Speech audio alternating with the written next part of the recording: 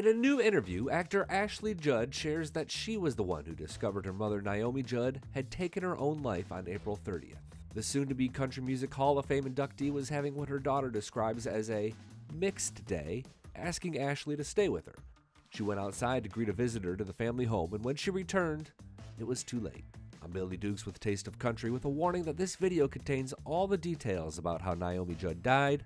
I want to bookend that information with a message the Judd family hope to stress to fans and viewers. Here is the contact information for the National Suicide Prevention Lifeline. If you or anyone you know is struggling with thoughts of suicide, please reach out. Ashley Judd spoke to Good Morning America's Diane Sawyer from her home in Tennessee, and she shared details on behalf of her sister Winona and her stepfather, Larry Strickland, who she calls Pop. They deputized her, Ashley says, adding that the family really didn't want these details made public, but understood an autopsy report was coming, so they wanted to control the story with truths, not speculation. So here's what happened. As subscribers to our channel know, Naomi had long struggled with mental illness, and as Ashley describes, feelings she was not good enough or loved enough.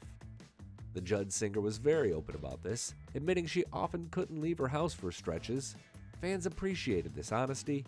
There was a powerful conversation in the comments section of our video news coverage that revealed just how much those suffering with mental illness appreciated having an advocate like Naomi. On the morning of April 30th, Ashley visited her mother as she does daily when she's home. Naomi asked her to stay with her for a little while, so she did. A visitor described only as someone who would bring comfort arrived, so Ashley greeted that person, eventually going back into the house to tell her mother that that person was there. That's when she discovered her mother had died by suicide using a firearm. Quote, "I have both grief and trauma from discovering," Ashley told Diane Sawyer during a courageous interview. I linked to the full interview at ABC News in the description section of this video.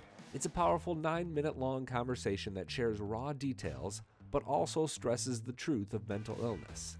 It's an illness that tells lies that a person suffering just can't get away from. So even as the country music industry was ready to shower Naomi with love and adulation, she felt inadequate and took her own life.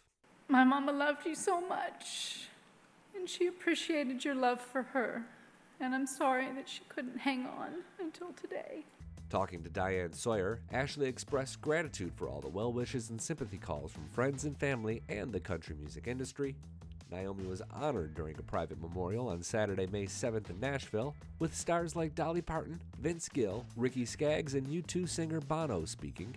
A public memorial will be held on Sunday, May 15th at the Ryman Auditorium in Nashville. It's set to air on CMT at 6 p.m. Eastern. My mother knew that she was seen and she was heard in her anguish, and that she was walked home, Ashley says. An autopsy report from the medical examiner is likely to be made public very soon, and that may add a few more details to how Naomi died. Those are standard procedure in nearly all cases, especially when a death is newsworthy. Ashley stressed that she wants to retain some of the details about what happened and hoped that the public would respect that wish. I'm Billy Dukes for Taste of Country, and once again, if you or anyone you know is having suicidal thoughts, here is the contact information for the National Suicide Prevention Lifeline. Please reach out before it's too late.